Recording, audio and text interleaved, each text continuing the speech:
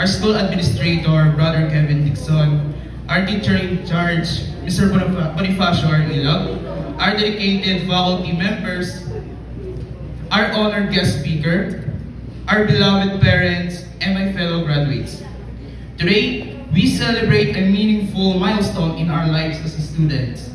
Standing before you is both an honor and privilege, as I represent not only myself but all of us who have shared this journey filled with challenges, growth, and achievements. This moment is both joyful and bittersweet, as it reminds us how far we have come not only as a student, but as individuals shaped by perseverance, courage, and hope.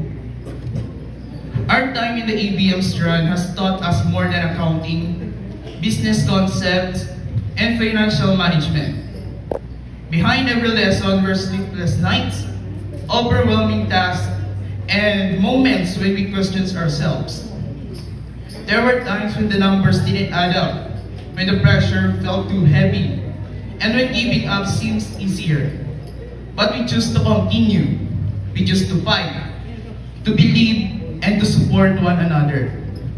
Because of this experience, we are no longer the same students who started this journey. We are stronger, wiser, and more prepared for what lies ahead. Always remember, if you give up, then nothing will happen. If you give up, you'll never know how well you could have done. You won't know the ending if you quit. You must understand it might happen today, it might happen tomorrow. The only thing is, it never happens if you give up. You have no idea how far away it is, but just keep on going because you're a completely different person now. You are stronger, much more disciplined and determined than you were at the beginning. Never forget your victory could be as soon as tomorrow.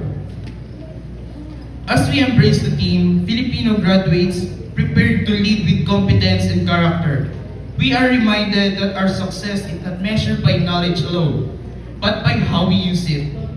Competence allows us to excel in everything, but it is our characters that defines our purpose. As graduates, we carry not only our dreams, but also the responsibility to lead with integrity, compassion, and resilience. Wherever life takes us, may we become individuals who inspire change, inspire others, and serve with honesty and dedication. To our teachers, thank you for your patience, wisdom, and unwavering belief in us, even when we doubted ourselves. You have guided us not only academically, but also in becoming better individuals. To our parents and families, your sacrifices, love, and constant support have been our greatest source of strength. This achievement is much as yours as it ours. To my fellow graduates, this is not the end, but the beginning of a new chapter. The future may be uncertain, but we now have the strength and values to face it. Let us carry with us the lessons we have learned and the friendships we have built. Let us dream bigger, aim higher, and continue moving forward despite the challenges ahead. Congratulations, Grade 12 ABM. Congratulations, everyone. Thank you so much, Sendo. And now to hear from Grade 12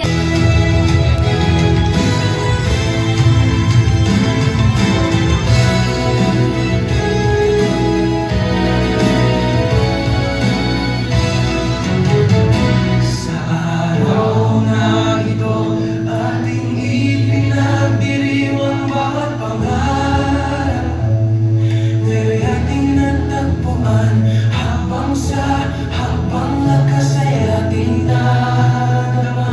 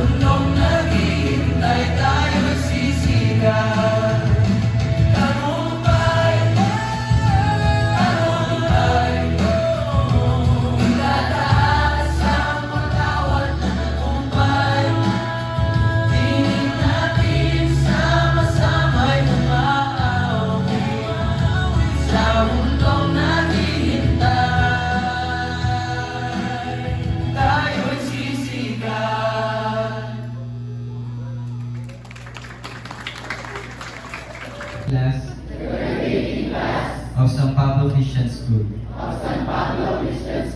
Academic year 2025-2026. With the aid of divine providence. Do hereby pledge our loyalty. To our alma mater. And live in manner worthy ourselves. Our fellow men. Our country. So help me God. Awarding and with honors.